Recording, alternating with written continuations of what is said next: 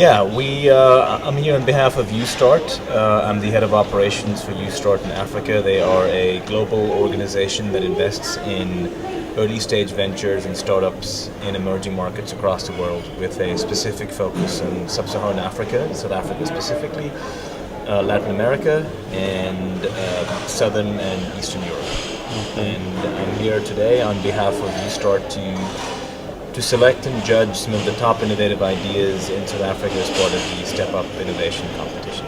The top 35 that were funneled down from the 400 applications were very high quality.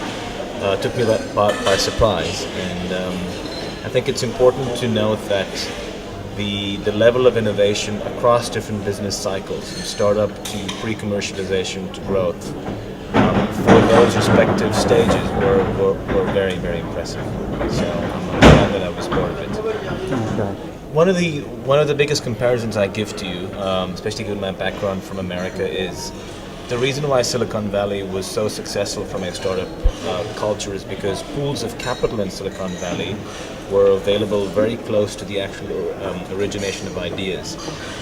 If you look at pure innovation from a idea to implementation development, good ideas can be found anywhere in the world, in Silicon Valley, in South Africa, in Brazil, anywhere in the world. But it's a question of getting the right entrepreneurial enabling organizations, the right mentors, right advisors, and the right venture capitalists to support that. I think South Africa is the new frontier for innovation. There's a reason why South Africa is called the Silicon Cape of Africa. There is a tremendous increase and an upsurge in innovation and innovative ideas over the last 5 to 6 years. And we're now seeing an influx of investors, both from an equity perspective as well as debt investors, looking at investing in early stage ventures and startups versus just looking at your more commercial, industrial type investments. We as UStart are specifically interested in co-investing alongside local investors to sort of de-mitigate the risk of making investments into Africa. And from what I've seen the last 2 to 3 years, and specifically today, there is a very bright future for young startups in Africa.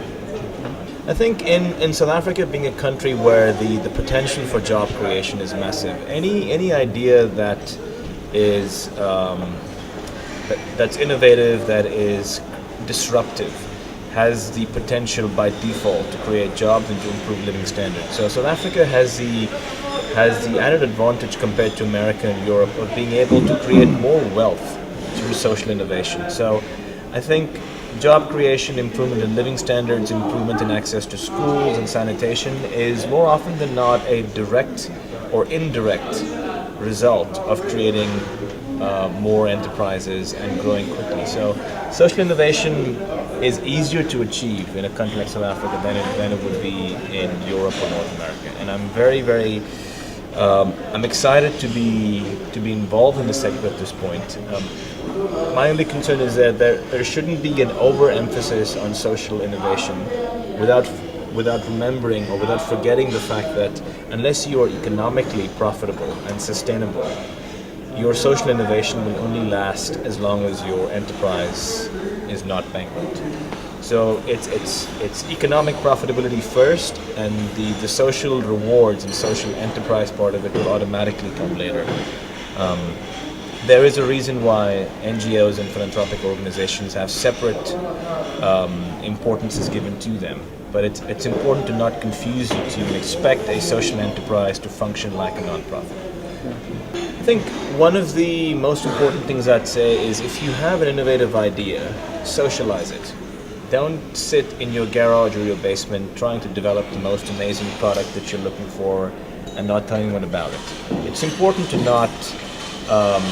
not be foolish and put your idea out there to everyone that could potentially copy it, but to talk to people within your industry, talk to investors, talk to mentors, talk to advisors, and get people to give you feedback very early on whether your product or service is commercially viable.